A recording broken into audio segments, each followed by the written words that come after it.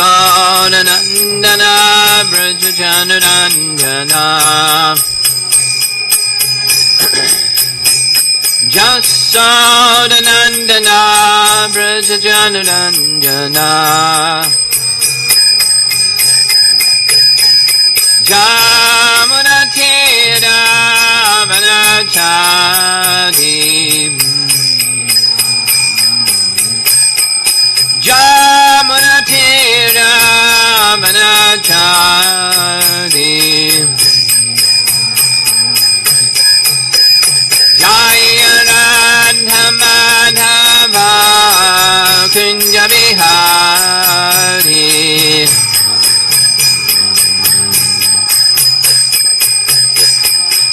Jai Radha Madhava Kunja Bihari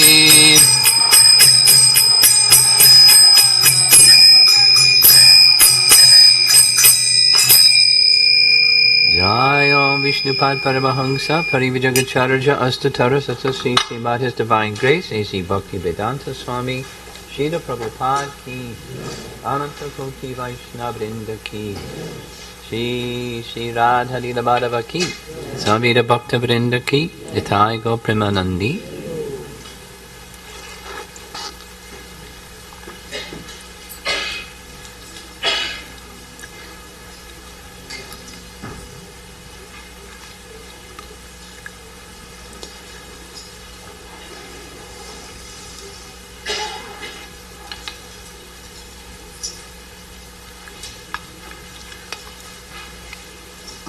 This morning we heard about the Paribhasa Sutra of Śrī Brahma-Samhita. And now we're going to hear about, so it's describing the position of Krishna, and even more specifically Govinda as the absolute supreme person with spiritual form, spiritual qualities, never coming into being as forms of this world come into being, and then that means would go out of being, because whatever comes into being goes out of being, whatever is born it also dies. That form of Krishna is eternal. We're now going to hear about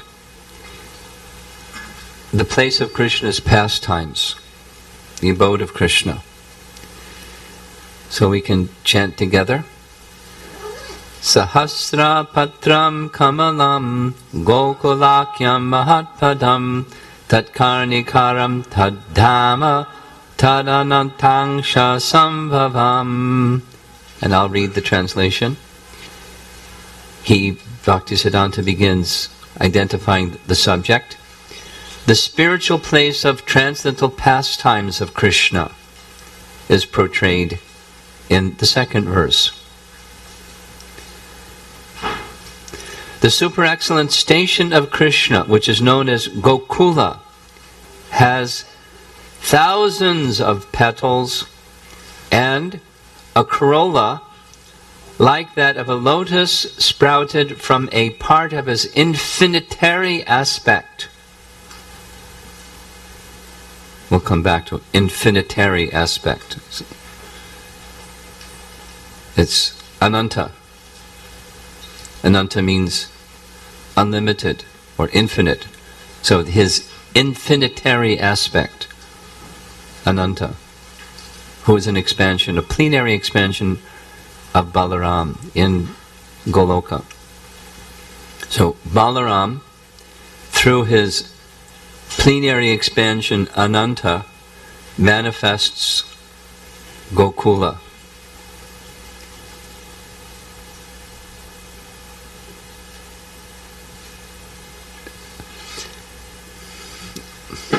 Just like this question that Balaram Leela was asking about how to see the nomenclature of God as He, we're accustomed to thinking in mundane terms about He and She. Similarly, we're accustomed to thinking about time in mundane terms like past, present, and future. as if once upon a time there wasn't a Goloka. And Balaram looked at his watch and said, seems like it's time for Goloka. And then, voila, he manifested Goloka. Because we're used to thinking in mundane terms, past, present, and future.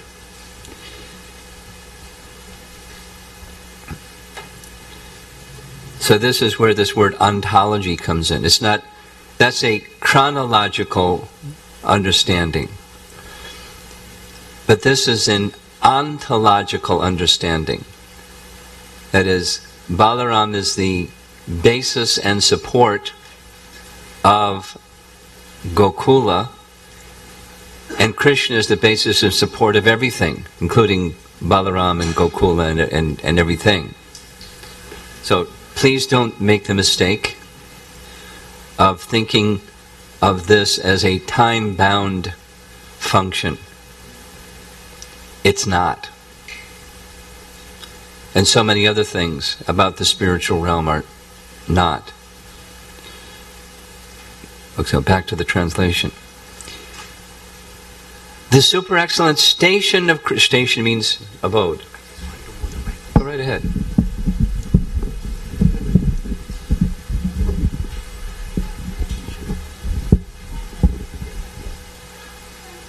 Try again.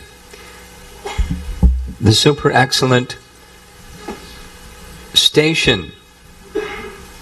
You like a train station, bus station, airport, you like a place. The abode, Prabhupada would use, the abode of Krishna. The super excellent station of Krishna, which is known as Gokula, has thousands of petals and a corolla like that of a lotus, sprouted from a part of his infinitary aspect, the whirl of the leaves being the actual, ran off the page, being the actual what? Abode of the Lord. Abode of, here we go. Something's wrong with the projection, it's ran off the screen. Huh? Yeah, look.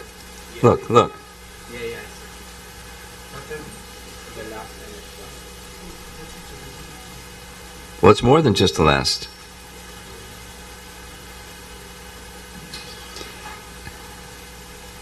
The abode of the... Where are we? This is verse 3. Verse 2.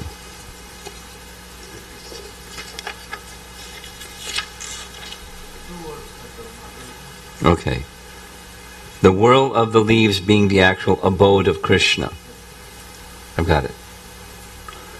You can't see it, but I can, because it's on my page. So that's the translation.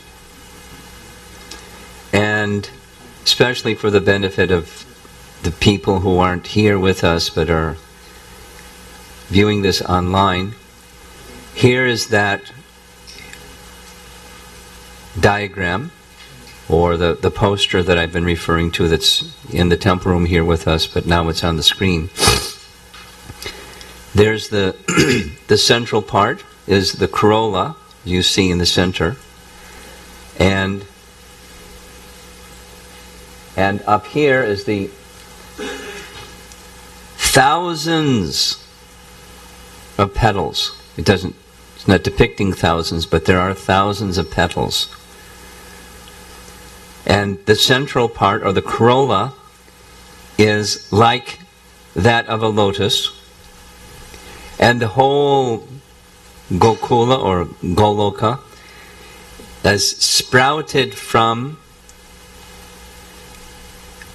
the energy of Ananta, who is a part of Balaram, the infinitary aspect, the unlimited Balaram, unlimited in many ways, so we're going to hear about that. So, as with the morning, this will be a shorter class than the morning, but there will also be 5 parts, and I'll identify as I'm moving from one to the next. So the first part is the general characteristics of Krishna's abode. In the verse it's describing it or naming it as Gokula. Gokula, commonly in our usage of the terms, Gokula refers to this realm on this earthly planet where Krishna made his appearance. Goloka indicating the higher realm or the eternal abode of Krishna in the Vaikuntha spiritual sky. So the first thing is, it's stated, it's shaped like a lotus.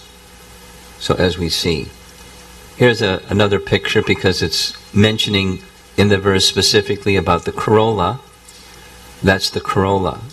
During the morning class, those that are online couldn't see. There's the Kalpavriksha tree behind Radha and Krishna. There's filaments that are mentioned later in the verses that we'll be discussing. It doesn't show the petals, it's just focusing on the inner portion.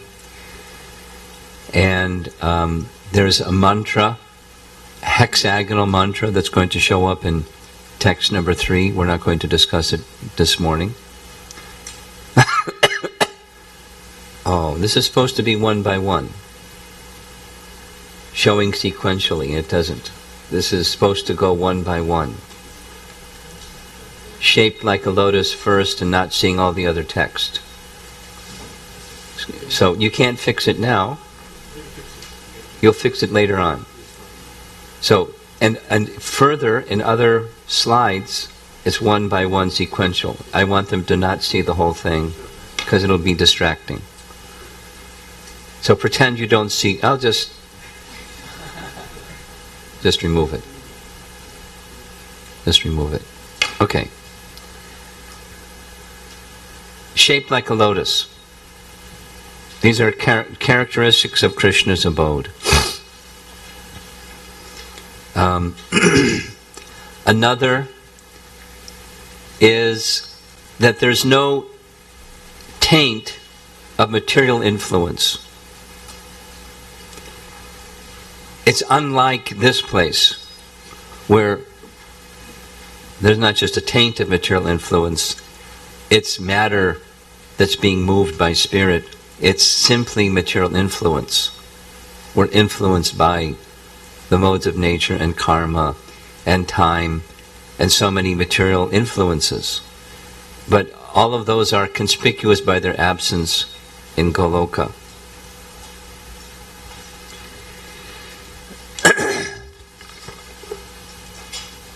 This is now discussing things from the purport of Bhaktisiddhanta and following the commentary of Jiva Goswami.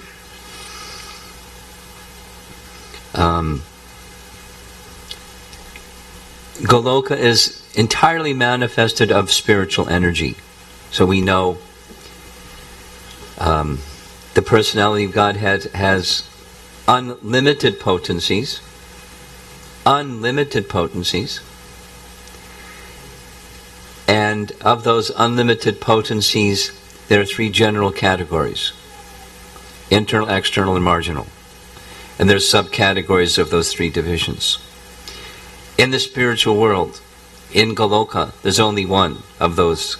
The marginal living entities are there, but there's no external energy. It's absent. And it's manifested by specifically the will and the unlimited potencies of Lord Ananta. Lord Ananta is a svangsa, or a plenary expansion of Balaram.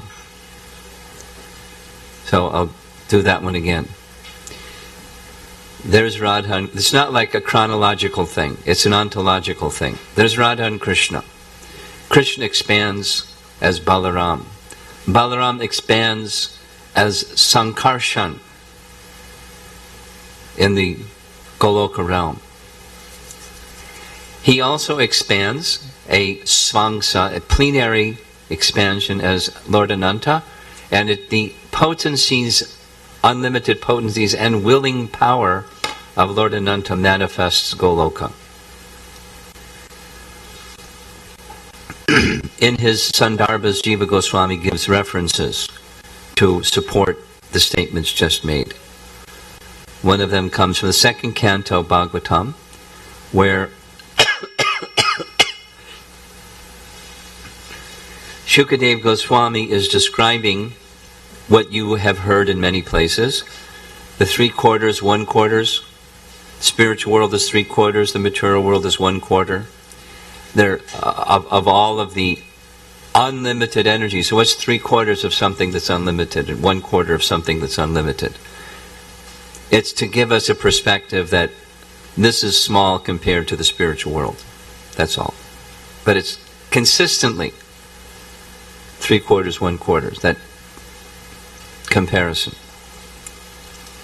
The spiritual world would consist of the 3/4 of the Lord's energy is situated beyond this material world, and it is especially meant for those who will never be reborn. Then, Padma Purana, another reference that Jiva Goswami makes in his Bhagavad Sandarbha. All these spiritual planets, this is one of them, are eternal, changeless, and free from the abominable material mode of passion. They are pure, and they have a golden effulgence, bright as millions of suns. The expanse of the 3 quadrants, this is still a quote, Padma Purana, the expanse of the 3 quadrants is in the transcendental realm, whereas the single quadrant is in this world. The 3-quadrant manifestation of opulence is eternal, whereas the opulences of the single quadrant are temporary. Now, in his commentary on this verse, Bhaktisiddhanta, rather than making those direct references to Jiva Goswami, states it this way. There's the river Viraja. So if you look at that chart that's over on the left side, let's see, for those of you that are viewers, at the very bottom, there's one of the universes, that's the inside of which is shown Garbhodakshay Vishnu residing. And then all those golden globes, they're also universes. It's pictured up here as well, for those of you that are closer to here, you can see. And then above, or they're floating in the causal ocean, the river Viraja. And on the other side of the river Viraja, because the river has 2 sides, on the other side is the spiritual sky, Paravyom. On this side is, of the causal ocean, is the material energy. So Bhaktisiddhanta writes, the spiritual world is located beyond the realm of mundane nature, on the further shore of the Viraja river, surrounded by the halo of Brahman, of indistinguishable entity. Undifferentiated Brahman is on the other side, and on this side is the created realm. And the planets in that spiritual sky, he indicates, they're known as Vaikunthas, the largest of which is Goloka amongst the Vaikunthas. Just a comment again, because it was expressed to me already twice. Bhaktisiddhanta's language is difficult. And as I said yesterday, basically don't worry about it. Because the language isn't the essence is the essence, and the essence is Krishna. And details about Krishna are being explained in language that suits Bhakti Siddhanta, I'm trying to elucidate on the essence and not so much necessarily unpack the language. So don't worry about the language. Try to capture the essence, and because the essence is purifying. That's our business here. Now, back to the verse. There's mention here of the infinitary aspect. It's from the last line. Tad ananta angsha sambhavam. So, focus is now going to the ananta, or the infinitary aspect. So I'm going to spend some time discussing the infinitary aspect. This is a natural feature of Goloka.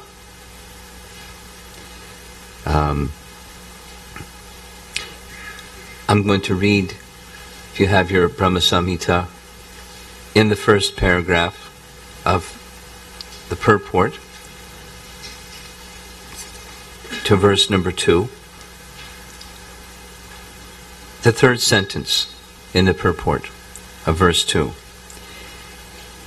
The transcendental entity of Baladev has two aspects, namely, 1, the infinite spiritual manifestation, which is what we're looking at and discussing, and infinite accommodating space for insentient gross things. We're going to hear about this in the upcoming verses, in the process of creation. It's called Adara Shakti, or the accommodating chamber. I'm not going to explain it now, but please file in your memory bank that the accommodating chamber, or the capacity of matter to bring about creation, is part of what Baladev does, or Balaram does. Balaram likes to serve, more than likes to serve. It's his essence. Those of you that have read Chaitanya Charitamrita, on the section dealing with who is Lord Nityananda, Krishnadas Kaviraj Goswami explains who is Lord Nityananda by explaining Balaram, because Lord Nityananda and Balaram are the same, and he explains that from Balaram, the mood of service of all entities, and we're one of them, living souls are also entities, but the Purusha avatars and all other expansions of Krishna, they're also entities. Conscious entities like to serve, emanating from Balaram. So we hear from Prabhupada that Balaram and Krishna are the same, except one is white, that's Balaram, and Krishna is Sham. He's blackish like a monsoon cloud. But there's another distinction. Balaram is the servitor, and Krishna is the served. Krishna takes the position of receiving service. Balaram takes the position of offering service.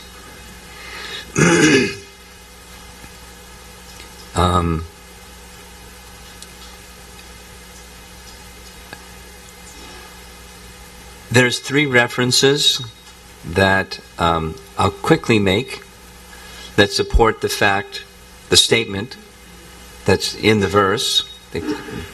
Jiva Goswami gives them, where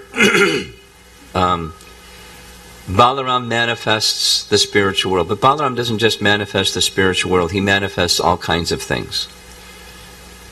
But one is from Chaitanya Charitamrita, Adi Lila chapter 5, verse 18.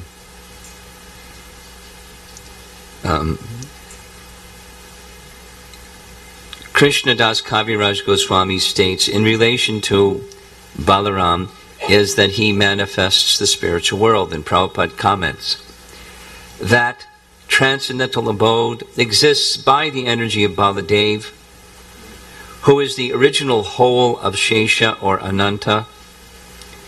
The Tantras also confirm this description by stating, quote, this is Prabhupada, that the abode of Sri Anantadev, the plenary portion of Baladev, is called the kingdom of God. That's one. Jiva Goswami, in relation to Krishna Sandarbha, or in the context of Krishna Sandarbha, he is also describing, as Brahma Samhita does, to understand Krishna we need to understand his abode, and he states the same thing. The abode of Krishna is manifested by Baladev. He does this by his unlimited potency, which accommodates, and also he accommodates the material creation. That's what Bhaktisiddhanta Saraswati Thakur says about Adara Shakti. Then Madhya Lila, chapter 20. This is Lord Chaitanya's instructions to Sanatana Goswami. That original Sankarshan, Balaram, is the cause of both the material and spiritual creations. He is the predominating deity of egotism, and by the will of Krishna and the power of the spiritual energy, he creates the spiritual world, which consists of the planet Goloka Vrindavan and the Vaikuntha planets. Although there is no question of creation, as far as the spiritual world is concerned, the spiritual world is nonetheless manifest by the supreme will of Sankarshan. The spiritual world is the abode of the pastimes of the eternal spiritual energy. Just confirming the same thing that's stated here in Brahma Samhita.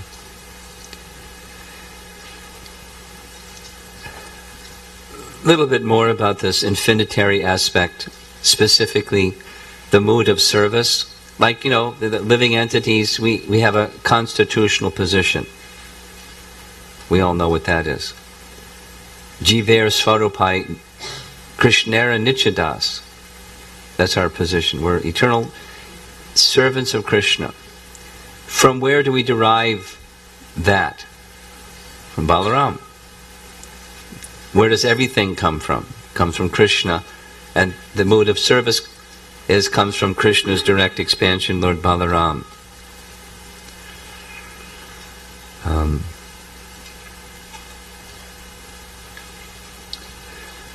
So, in the spiritual world, Balaram not only manifests the spiritual world, but he manifests all of Krishna's paraphernalia.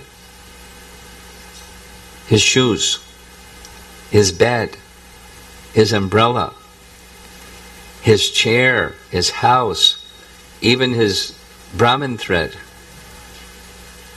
There's a little Prabhupada story. In the early days of the Hare Krishna movement, Prabhupada, when he came, he didn't have mridangas.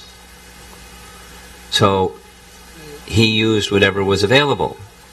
And commonly what was available in the counterculture group was bongo drums. The first time I saw Prabhupada in Kirtan was with Allen Ginsberg. Prabhupada was playing kartals, and Allen Ginsberg was playing bongo drums. Because that was like what hippies did, we played bongo drums. And then one devotee went to India, and Prabhupada told him to get a mridanga. He described what a mridanga was. And then the devotee came back from India, and he arrived in Los Angeles, and he went straight away to Prabhupada's quarters and presented Prabhupada with the mridanga. And Prabhupada immediately paid his obeisances to the mridanga, took off his upper garment, and wrapped it around the mridanga, and said the mridanga is to be respected as Balaram. Because the mridanga is part of the paraphernalia of Lord Chaitanya, Lord Nityananda, and Lord Nityananda manifests the paraphernalia of Lord Chaitanya's pastimes. So, the fiberglass mridangas, they have a name, Balaram Mridanga. Isn't it? So we should respect mridangas, not just because they're clay and they can easily break, but because Balaram. Or like paraphernalia on the altar. It has a name, Chadiya. Because it's used in service to Lord Krishna, it becomes spiritualized fully, and it's respected, it's to be respected, like Balaram is to be respected, because he manifests, now specifically in Goloka Vrindavan, he manifests all of the paraphernalia of Krishna. And to go even further, because one might get confused by this, but anyway, the internal potency has three parts: Sandini, Samvit, and Ladini, or Satchitananda. And the Sandini potency of Lord Ananta manifests everything, including Krishna's form. It's not like once upon a time Krishna didn't exist and the Sandini potency said, hey, let's have a form of Krishna around here to make the place complete. And then, voila, there was Krishna's form. It's the form of Krishna's made of the Sandini potency. And the whole, everything.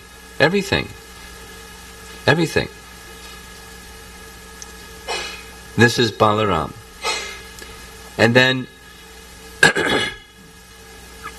he expands as Sankarshan, who expands to the Vaikuntha realm, and Sankarshan expands as Mahasankarshan, who maintains that spiritual realm. And Mahasankarshan expands as the Purusha avatars, Mahavishnu,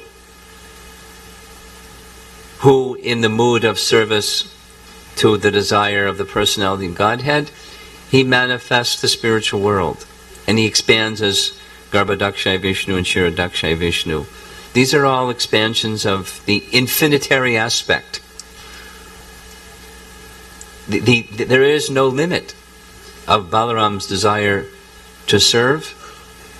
We sometimes hear of the rasas and how Balaram serves in all the rasas, because he just wants to serve. There's no limit to his desire to serve. So he's Krishna's brother, so there's a relationship of friendship. But he does so in the mood of service. And because he's the older brother, he sometimes adopts the mood of protecting Krishna, who doesn't need protection. So it's Vatsalya, or parental type of affection, in the role of the elder brother. And he expands as an Angamanjari in the Madhurya Rasa. Very amazing infinitary aspect. So don't limit the infinite or the infinitary aspect, but appreciate how strong is the desire of Balaram to serve Krishna. It knows no limit. So that's on this infinitary aspect terminology. Now, in the purport, it's described that Goloka is the highest of all planets. This is another feature. We're on to number 3 of our 5-part thing.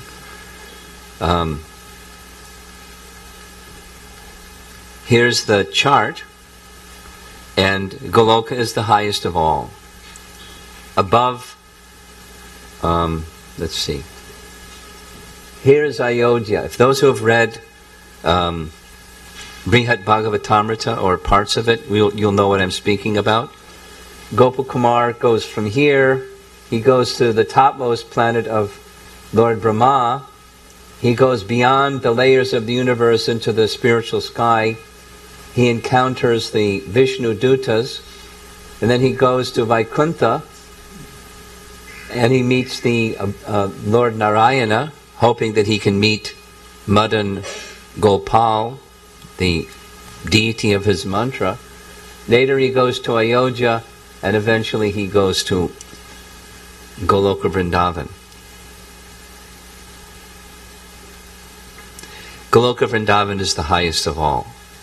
Bhaktisiddhanta Saraswati Thakur states like that in the purport. In his Adi Chaitanya Charitamrita, Krishnadas Kaviraj states it like this. Śrī Goloka, this is Adi Lila chapter 5, same chapter we've been speaking about. Śrī Goloka, the highest of all, is also called Vraja, Gokula, Svetadweep, and Vrindavan.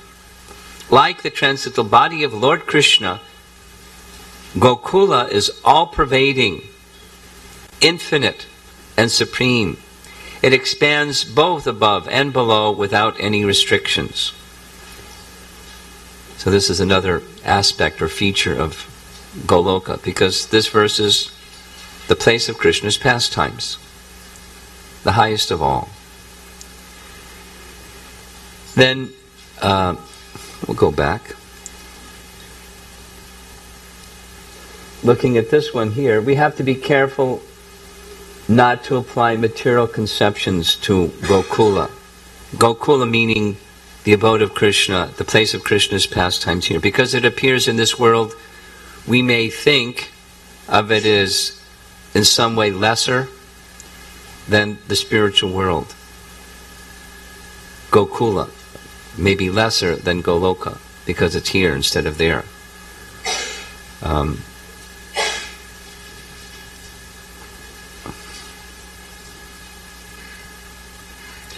But it's non-different. Here's what Jiva Goswami says. Within a banyan seed is a banyan tree. At least the potency, the potential of a banyan tree is within the seed. So, if you have your Brahma Samhita, on the second page of the purport, halfway down of the second page, I'm going to read where Bhaktisiddhanta writes, starting with, Gokula is a spiritual plane.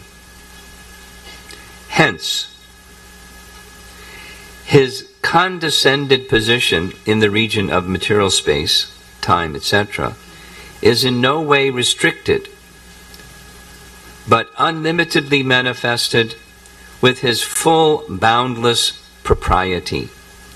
But conditioned souls are apt to assert that a mundane conception in regard to Gokula by their miserable senses, so as to bring him below the level of their intellect.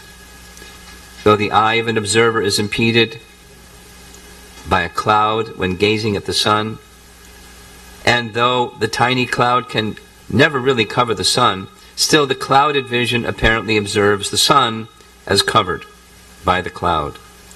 In just the same way, the conditioned souls, with their obscured intelligence, senses, and decisions, accept Gokula as a piece of a measurable land.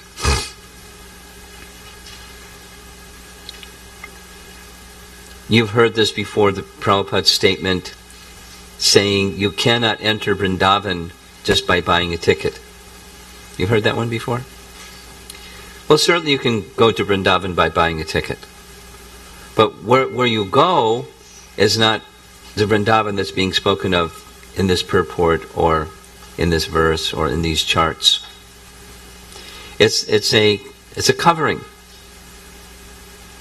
Bhaktivinoda Thakur describes in Navadvip Dhammahatmya of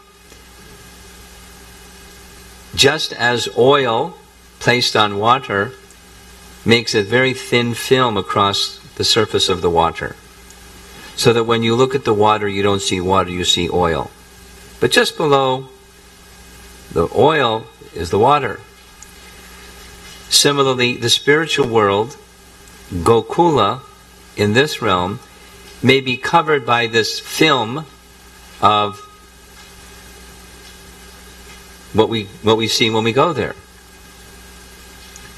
Noisy horns beeping and dirty things here and there, and pigs and monkeys, and the external energy. We see that. In 1974, when Prabhupada first took devotees to see Vrindavan, they commented, Prabhupada, there's so dirty everywhere. And I don't know if you've taken any new people to Vrindavan, and that's one of the first things they see is the external things. The sanitation, and etc. The noise, the dirt, the dust. And so they said, Prabhupada, it's so dirty here. And Prabhupada said, you're not seeing Vrindavan. You're seeing only the external.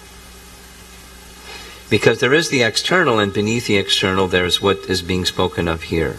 And that which is being spoken of here is Gokula is not different than Goloka. The two examples that Prabhupada gives is a postal box compared to the post office, because the postal box is authorized by the postal department. If you place a letter in the postal box, it'll go to the destination you want. Someone will come and pick it up and goes to the post office and processes it. But it's not like any other box that you paint the same colors and call it a post box. Or an embassy, isn't it? And those of us that have American passports want to go to India or whatever country we want to go, we have to go to the consulate. And in the consulate, it's, let's say if you the Indian consulate, it's Indian law. If you break the law inside the Indian consulate, you're subject to Indian law enforcement. Not American law enforcement, even it may be in wherever the city is, New York or Chicago or wherever they have their Indian embassies. You're subject to Indian law. Or an ambassador, same thing. It's the representative of. So Goloka is in the spiritual world eternally, and Gokula is here eternally. When, as Krishna says in Bhagavad Gita, when this place is destroyed at the time of cosmic annihilation, that remains, because it's not perishable. It's eternal. And then creation comes and it's there, maybe covered. But the transcendental realm is never perishable or limited. That's what's being spoken of in this verse. In his Vrindavan Dham Mahimamrita, those of you who went to Vrindavan or just happen to know, on the back side of the Kali Ghat is the Samadhi of Prabodhananda Saraswati. And Prabodhananda Saraswati was the uncle of Gopal Bhatta Goswami and the brother of Venkata Bhatta. So when Lord Chaitanya left Sri Rangam to continue on the South India tour, Gopal Bhatta had to wait something like 25 years before he was, his parents were in such a condition they sent him to go to Vrindavan. But his uncle, Prabodhananda Saraswati, went to Vrindavan much sooner. Prabodhananda Saraswati was the guru, the initiate Diksha guru of Gopal Bhatta.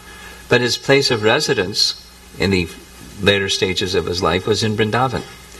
And he wrote wonderful, very beautiful descriptions of Vrindavan. Very, very beautiful poetry. I'm just going to read one part. What he sees, when he doesn't see the external part, but he sees the transcendental abode of Vrindavan. Pretty amazing. In Vrindavan, the leaves on the trees are made of emeralds. The flowers of diamonds. The new flower buds of beautiful pearls. The newly sprouting leaves of red Kuruvinda jewels, the many fruits, all filled with various kinds of nectarian tastes of rubies, the rain of an incessant shower of nectar, and the bumblebees of sapphires, etc. He's seeing a realm that we don't see. Or here's one from when Janava is the consort of Lord Nityananda, when she was always by the side of Lord Nityananda, serving him. He departed this world, and so one of the things that she wanted to do was go to Vrindavan and see Vrindavan, because she had never been to Vrindavan. And when she went to Vrindavan, Radhakund had been recently excavated, as we see it today. But prior it was just a rice paddy. But by transcendental arrangement, a businessman gave some money, and Raghunath Das Goswami invited him to construct a kund, so he did. So Janava sat by the side of the kund and chanted japa. And there's a special place, Janava Baitak, protruding a little bit into the Radha Kund. They made it just for her. And when she came inside, she described what she saw. And what she saw was a bridge going across Radha Kund, and on the bridge were Radha and Krishna and many gopis performing pastimes. So, have any of you, when you've been to Radha Kund, seen a bridge across Radha Kund? And Radha and Krishna enjoying on that bridge together? We don't see that. But Janava could see that. And there's many other things that we can't see that a transcendentalist can see.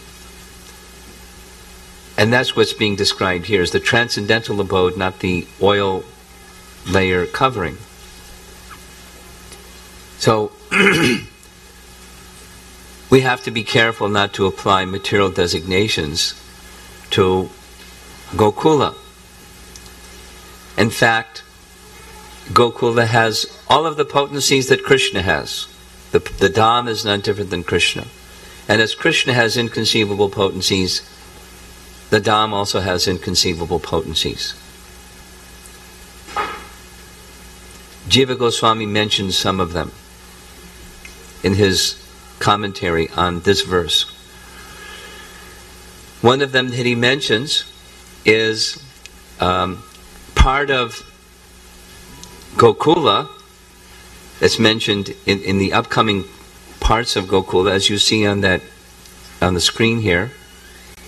The white portion around the lotus. So the white portion is Svetadweep. That's where Mathura and Dwarka are. So in the descriptions of Srimad Bhagavatam, it gives the diameter of Dwarka city to be 12 yojanas. And 1 yojana is 8 miles, so 8 times 12 is 96. That's 96 miles in diameter. And inside that which is 96 miles in diameter has thousands of palaces. Each one of the palaces are being mentioned as being 2 kroshas, or 4 miles. So the math doesn't make it difficult. 4 miles times thousands is way beyond 96 miles in diameter. There's inconceivable potencies. It's not, the compiler of the Bhagavatam, Vyasadeva, wasn't inept in math. He's giving the factual description of Ichincha Shakti. Now here's another one that Jiva Goswami gives. Govardhan Hill. When Govardhan was lifted, there was a area underneath Govardhan Hill under which all of the 900,000 cows of Nanda Maharaj and all the household paraphernalia and all the residents of Braja fit underneath. the math doesn't work. It's not possible. But there's a Chincha Shakti at work. It is sometimes said that Govardhan, feeling the touch of Krishna's little finger of his left hand at the bottom of Govardhan Hill, Govardhan expanded. But it's inconceivable potency. Or, here's one that Jiva Goswami mentions in his commentary. When Narada Muni, one time wishing to go visit Krishna in Dwarka, when he went to visit Krishna in Dwarka, he went to the different palaces, and there's a lot of palaces, 16,000 palaces. And when he went to see Krishna, he was astonished that simultaneously Krishna was manifest in each of the palaces, 16,000 simultaneous Krishnas, and that at the same time of the day, Krishna was doing different activities as if it was different times of the day. In some places he went and it was evening. Some places it was the middle of the day. Some places it was the morning. But it was the same time of the day. So time and space move according to Krishna's will for his pastimes, is Jiva Goswami's point. Mentioned in Krishna book, in relation to Dwarka, is King Ugrasena had bodyguards. And the number of his bodyguards, that's part of this 96 square miles, 96, not square, diameter city. He had 10 quadrillion personal bodyguards. That's a lot of zeros. Now somebody said, I didn't hear this directly from Sadhaputta, but it sounds reasonable. He did the math because he was a mathematician, PhD. So if you have people standing in a line, a normal line, you can figure how many people it takes to make a mile. And he did the 10 quadrillion. It is something like around the circumference of the earth about 4 times. 10 quadrillion. But that's just bodyguards. It's not everybody else. So one could say, oh, it's fiction. And one can say, it's the inconceivable potency of the spiritual world. One that I'm sure a number of you have heard is that in Vrindavan, the distance between one place and another place and how Krishna traveled. So the devotees asked Prabhupada that question. Krishna covered all this territory because, to go from, let's say the Kaliya Leela. From Nandagram, Krishna and the cowherd boys, Balaram stayed home that day. They went to the side of the river Jamuna where Kaliya Ghat is. Now if you got in a Tata Sumo, not a bus, but a fast car, to go between Keshi Ghat and Nandagram, how much time would it take you? About an hour and a half to 2 hours. That's, without traffic. Krishna went to the Kaliya Ghat, and messenger went back to get Nanda Maharaj and Mother Jasoda, inform them of Krishna's in difficulty. They came, and all this took place within the course of a day, plus all that time that they were standing by the side of the river Jamuna, or the lake, in great anxiety about Krishna's safety. So, like that, they traveled from one place to another place so quickly. The devotees asked Prabhupada, how was this possible? And Prabhupada gave the answer that the lotus that you see pictured here, sometimes the petals of the lotus would close, making distance between point A and B less. And sometimes the lotus would expand, making the distance between point A and B greater. So, Krishna can move his inconceivable potencies however he likes to fulfill whatever purpose he likes, because they're his potencies. And they move according to his desire. In fact, the whole of Goloka and the whole of the spiritual world is simply a manifestation of a place of his pastimes. So we should not make the mistake that's really easy to do if we carry a material conception, to think of this region as something that is worthy of having material conceptions imposed on it. It's a mistake that we shouldn't make. And last point is Goloka and Gokula, they're non-different. Here's what Bhaktisiddhanta Saraswati Thakur writes. If you have your book, it's at the bottom, well, it's in the second paragraph, towards the beginning of that second paragraph. He refers first to Sanatana Goswami's Brihad Bhagavatamrita, saying it's conclusive, and it should be accepted that way. Quote, "He, Krishna, displays his pastimes here, in this land, as he used to do in Goloka." Gokula, Goloka being the same. "The difference between the two planes lies only in their locations, as high and low. That is, in other words, Krishna plays exactly the same part in Goloka as exhibits on the mundane plane of Gokula. There is practically no difference between Gokula and Goloka, save that this which exists in the shape of Goloka in the upper region is the same as Gokula on the mundane plane, where Krishna showed his various activity there." Then Jiva Goswami has included the same in Bhagavad Sandarbha.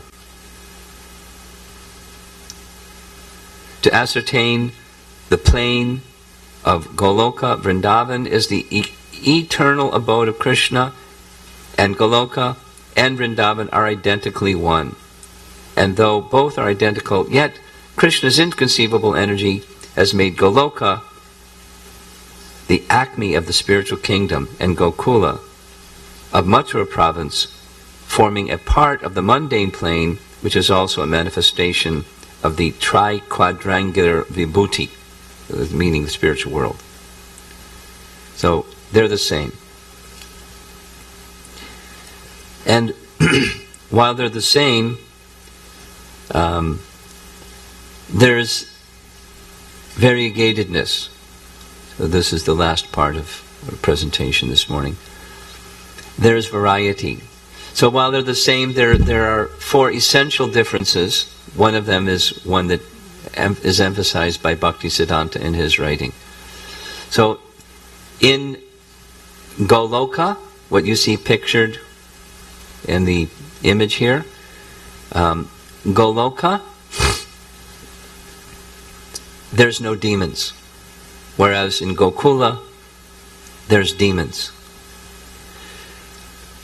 But in Goloka, by the arrangements of the Yogamaya potency there's a semblance of demons. I don't know exactly where Bhakti Chaitanya Maharaj gets his reference, but he made some reference because I heard his lectures on this topic. He said, sometimes, he gave two examples. Sometimes there's rumors. Aristasura is coming. And he's a terrible bull demon. Look out, Krishna! And some person that nobody knows comes running into the scene saying Aristasura is coming. So everyone gets panic-stricken looking for Aristasura. And then there's no Aristasura because there's no demons in Vrindavan, Goloka. And then the mysterious person just disappears. So I don't know where he gets that reference. But then there's another one where he says there's like huge signs, like a billboard. And it shows a picture of Aghasura. Like the Aghasura demon, look out.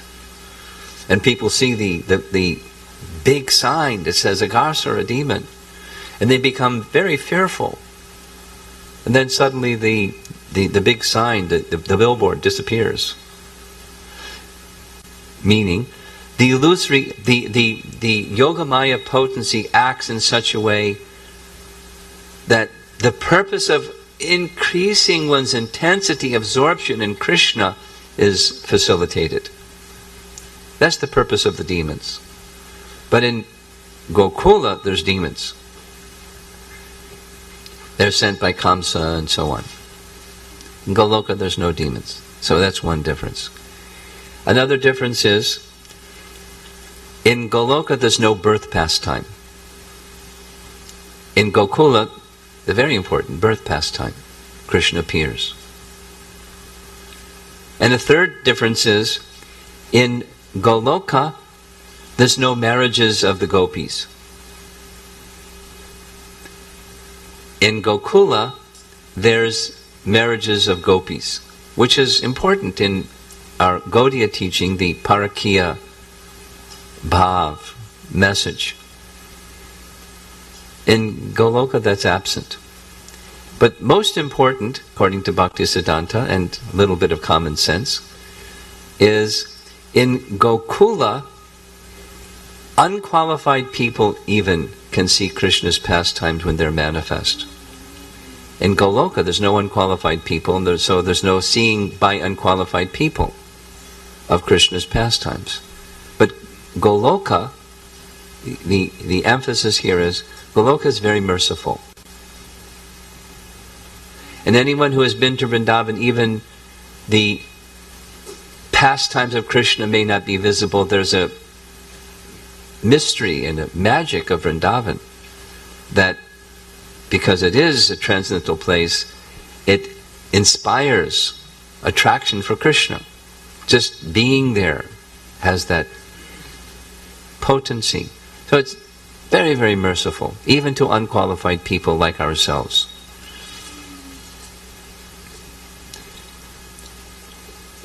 So much so that we read that little passage where in the 14th chapter Brahma is praying to take birth in Vrindavan, even if it's a blade of grass. And if he's not eligible for that, then just outside of Vrindavan, where residents of Vrindavan may go and step on his head to deposit some of their dust from their feet. And Uddhava similarly prayed like that.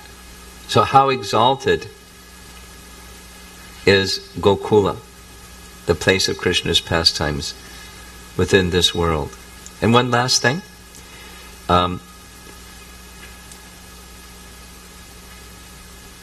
There's a place in Vrindavan where twice Krishna showed both to Akrura, and then actually earlier Krishna showed to Nanda Maharaj and the elders of Vrindavan the spiritual Goloka in Gokula. We're very familiar with Akrura taking Krishna to Mathura, Krishna and Balaram getting out of the chariot to take their bath before entering Mathura. You know the pastime. They get back on the chariot. Akrura requests permission that he may also take his bath. And when he goes to take his bath, he sees Krishna and Balaram in the river Jamuna. He's very bewildered, so he goes back to see Krishna and Balaram were in the chariot, and they're still in the chariot. But he saw them in the river, so he goes back to the river and he sees the spiritual world. Anantashesh acting as the resting place of Lord Vishnu, and Lord Vishnu reclining, surrounded by the personified Vedas and various devas and exalted personalities praising. So he saw the Vaikuntha realm there in Goloka, or Gokula. But earlier, this is after the pastime of Nanda Maharaj being arrested by the is it? No.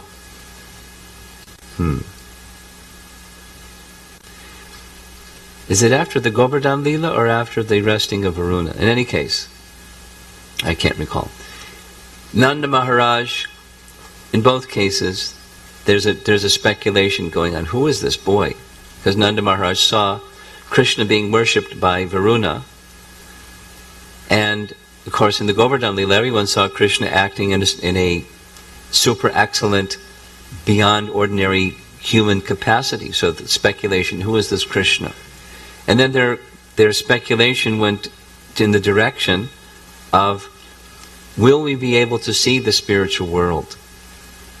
If Krishna is God, or manifestation of God, or representative of God, or something, are we going to be eligible to see the spiritual world? So Krishna, understanding their hearts, he decided to show them the spiritual world. So he took them to the same place, Akuragat, and in the Bhagavatam is referred to as Brahma Hrida. Hrada. Here's what it says, chapter 28 of Canto 10. The unlimited extension of spiritual light, called the Brahmajyoti, in text 15, this is Prabhupada's commentary, or Acharya's commentary, is compared to a lake called Brahma Hrada. Lord Krishna submerged the cowherd men in that lake, in the sense that he submerged them in the awareness of the impersonal Brahman. But then, as indicated by the word udrita, he lifted them up to a higher understanding, that of the personality of Godhead in his own planet. As clearly stated here, Dadrashur Brahmano Lokam, they saw, just as Akura did, the transcendental abode of the Absolute Truth. Quote, Nanda Maharaj and the other cowherd men felt the greatest happiness when they saw the transcendental abode. They were especially amazed to see Krishna himself there, surrounded by the personified Vedas, who were offering him prayers.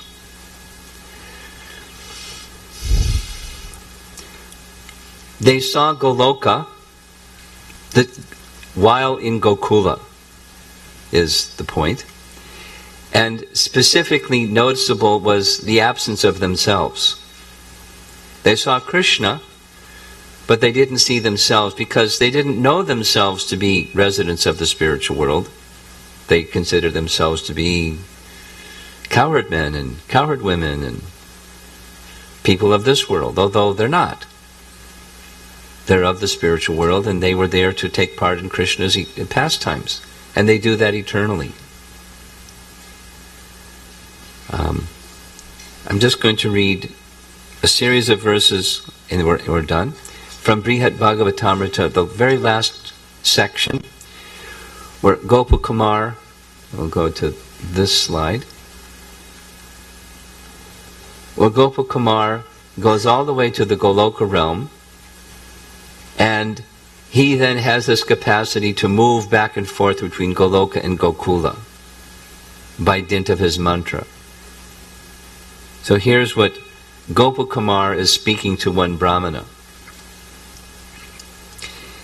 It is the nature of Goloka that they who live there never wish to leave it, even if they cannot have Krishna's company there. Torment felt there dances again and again on the heads of all happinesses. Grief felt there is better than the greatest bliss. Staying there always, attaining an eternal result beyond what I could desire, and my heart always feeling fulfilled, I never became satiated. With my senses and limbs, I cannot, even for a moment, leave Krishna's lotus feet, which are anointed with kumkum. In this very poor person's, the Lord's mercy has placed faith in his sweetness. What by others cannot be spoken, I have somehow said. Staying for a long time in Goloka, I came to see that it was the same as the beautiful Mathura Mandala in the material world. Mathura Mandala is filled also with the same gopas, gopis, birds, worms, hills, rivers, trees, and everything else. It is eternally decorated with the same pastimes of Sriman Krishna Chandra.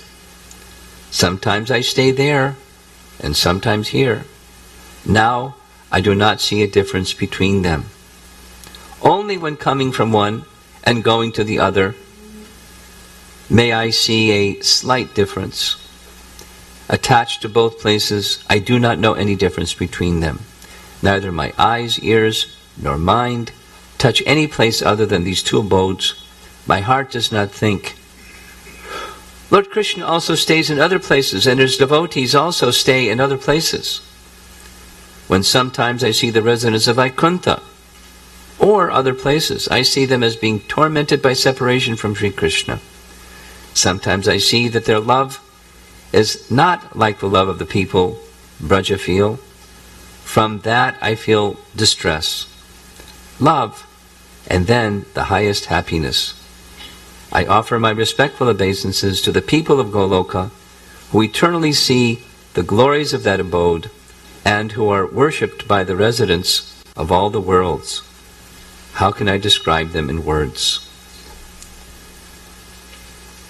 So that's a beginning of a description of the place of Krishna's pastimes, who's the cause of all causes and the source of everything that exists. And we'll continue this evening with the next verse, text 3. So any comments or questions?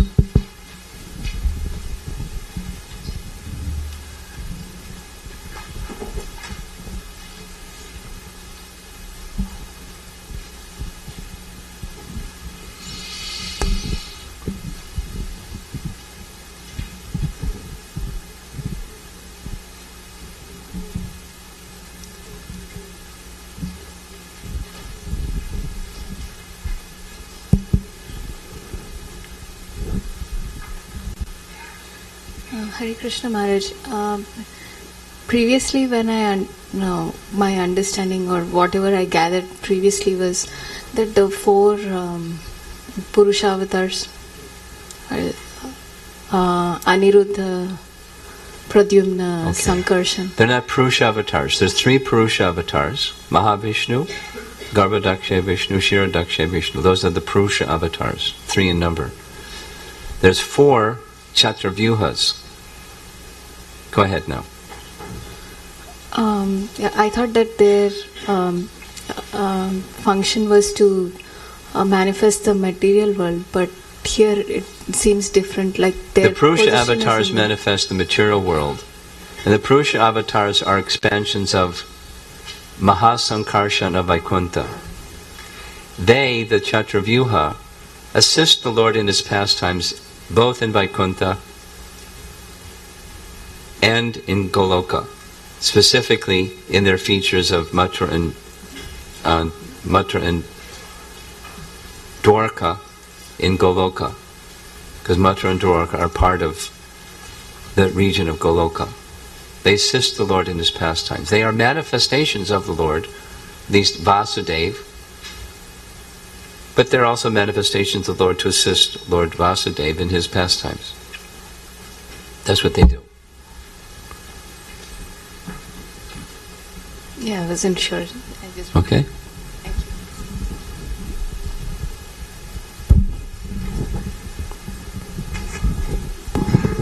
you. Okay.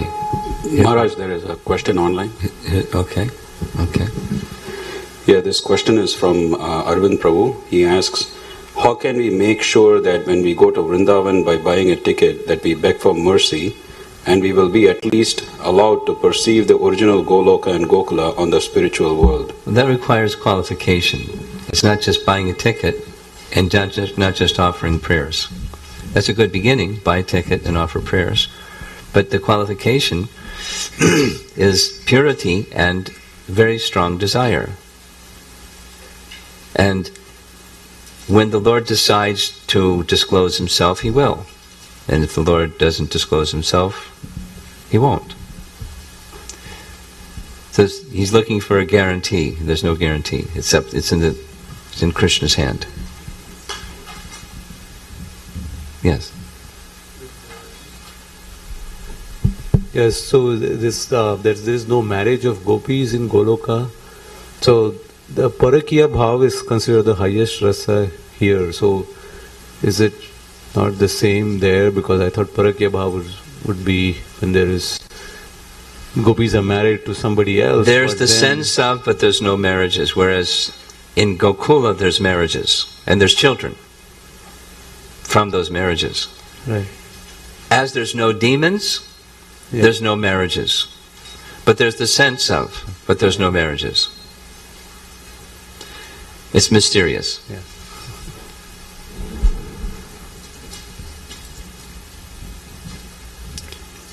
Okay. Yes. So, Maharaj, you said that, so Balaram, so he's from him the paraphernalia comes, the Lord's paraphernalia. So, I'm feeling it, it's very hard for me to conceive that before even Balaram, but the paraphernalia doesn't exist, the Lord's paraphernalia. And how is that only after the Balaram's expansion that paraphernalia has been created? So how it's becoming difficult to understand. Okay. Well, I'll repeat something I said earlier. Don't make the mistake of thinking in terms of material time. Because in terms of material time, what you said, it wouldn't work. But this is not material time. It's not once upon a time, and then some time passed, and then there was some paraphernalia. So don't think in that kind of time, past, present, future time. So it's not a chronological description, it's an ontological description.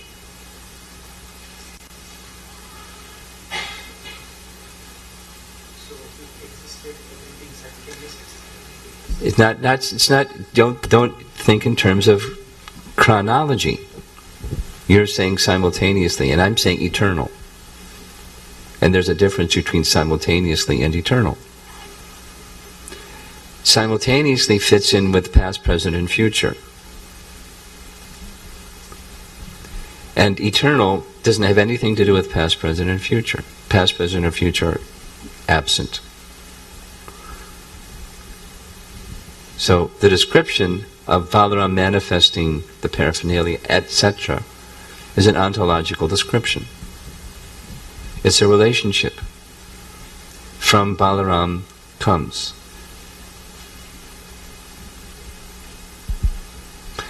You know, it's like Balaram being an expansion of Krishna. It's not like once upon a time Krishna was alone and was feeling lonely and thought, gee, I'd like to have a companion. And then Balaram manifested. That's a chronological kind of picture of things, which is an error due to our defective condition. But rather, a transcendental perspective is eternally Balaram is manifest as Krishna's expansion. And eternally, Balaram manifests paraphernalia and the spiritual world, etc. There are time-bound things, which is like the Purusha avatars. They manifest the material world for some time and then withdraw it.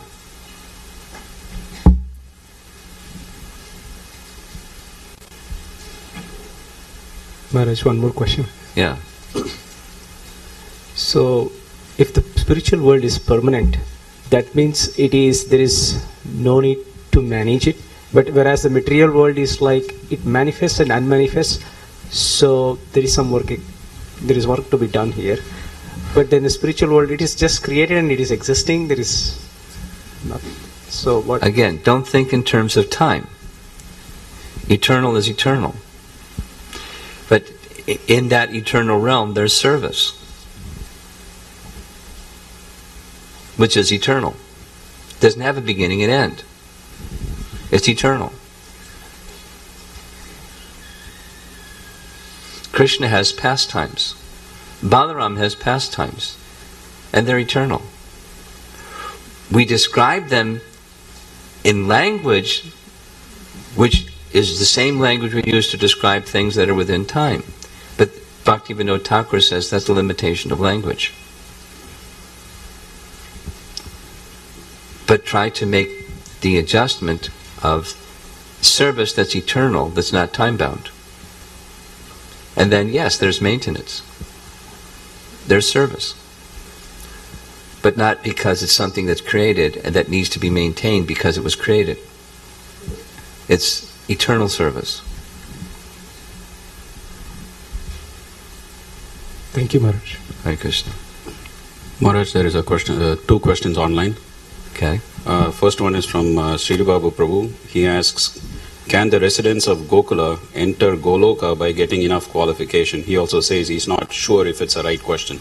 He's right. What's the other question? Next question is from Anand Vadhwani Prabhu. He asks, even though we know that Krishna's pastimes are inconceivable and we should just hear, how do we practice such that our material mind doesn't bother us? You tolerate it and purify it and elevate it in sequence. When the mind becomes attached to Krishna, it won't bother you. As this nice little quote from Gopakumara says, the distress is dancing on the heads of the greatest of happinesses. Contradictions are resolved in the realm of the Absolute. You have a question? Okay. He's going to give you the microphone. Here's the microphone. So you said that the pastimes of Krishna are like unlimited, but then Pastimes of Krishna are unlimited, yes. so then, but does that mean like he has infinite pastimes, or does that mean each pastime lasts forever? Yeah, it's not only lasts forever, it is forever. It has no beginning, it has no end. Now, let me ask you a question. You know what the infinity sign looks like? Where's the beginning and where's the end? There is none. It doesn't have a beginning, it doesn't have an end. And that's just an infinity sign. So now, another question. Can you think of time that knows no beginning and knows no end? The answer is no. The mind can't stretch itself far enough to encompass that which has no beginning and end. It's beyond the mind, so don't try.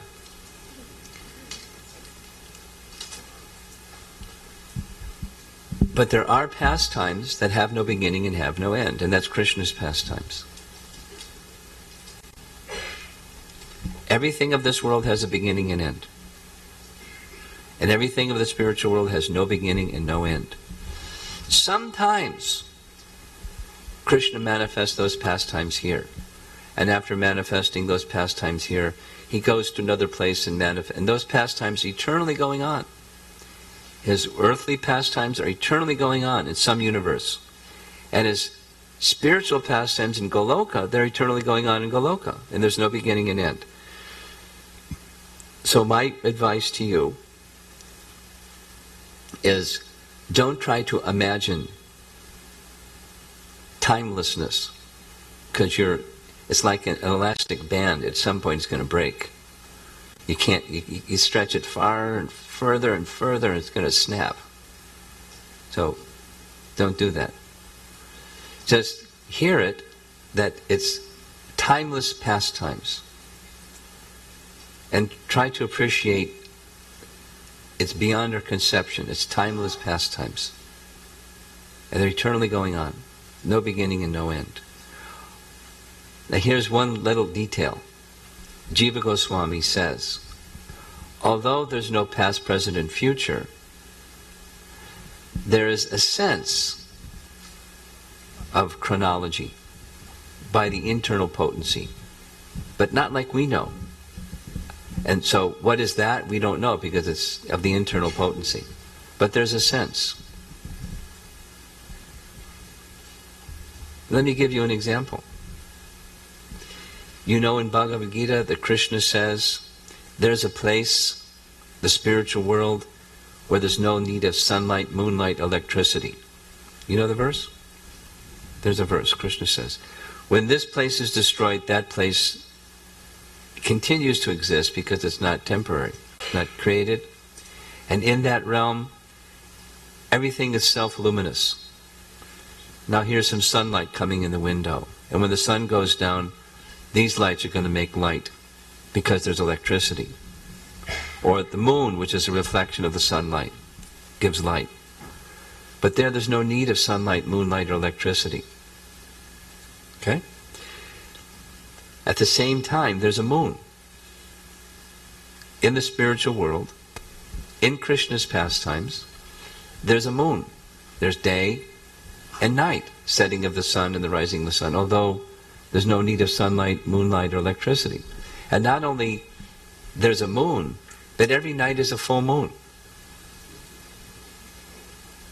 Because here there's phases of the moon, right? Like today's Ekadasi.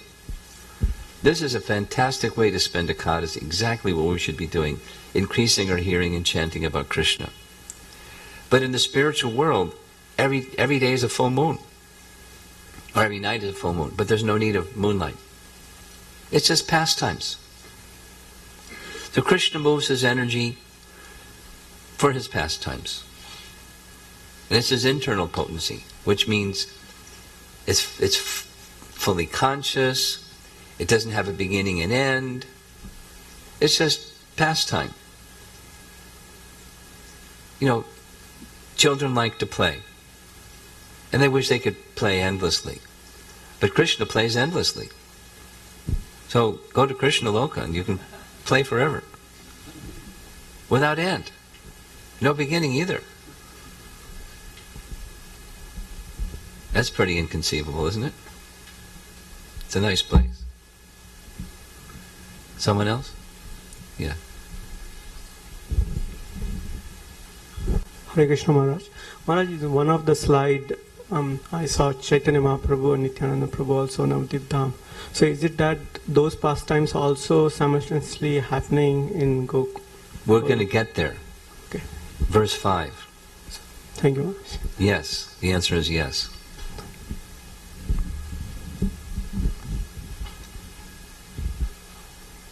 Okay. We're done.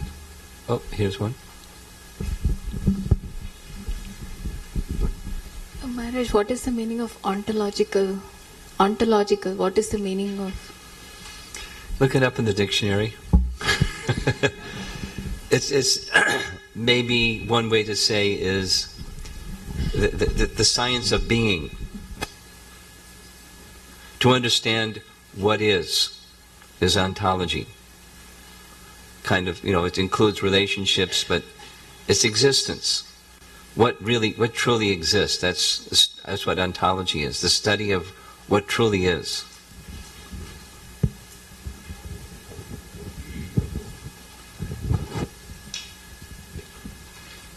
So the reference here is the paraphernalia of Krishna, the abode of Krishna, the forms of all the residents of the spiritual world. Ontologically, they are manifestations of the infinitary aspect of Krishna, Lord Anantadev. That's what is. That's the ontology of it. And Krishna is the basis and support of Anantadev. So ultimately Krishna is the source. But he is giving some service to Balaram because he likes service. He really likes service. And we'd be wise if we did too. Service to Krishna. Okay, thank you very much. Prabhupada ki jai. Hare Krishna. Just a quick announcement. We'll resume third session in evening. This evening, 7:30 in a temple. And also there is a lunch prasadam. Wonderful feast is being prepared. So there is arti at noon. And then there will be a prasadam served downstairs. Nice, wonderful Ekadashi prasadam. Please honor and go. Thank you. Hari Bol.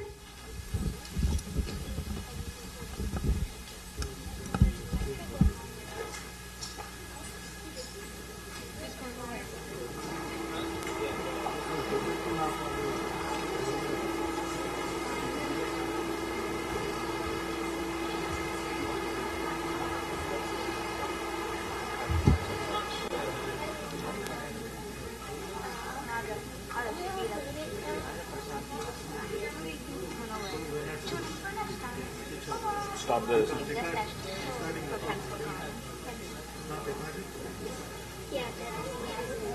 No.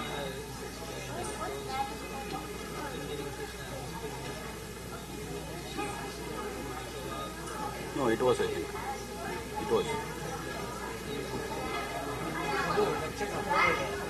Upload, right?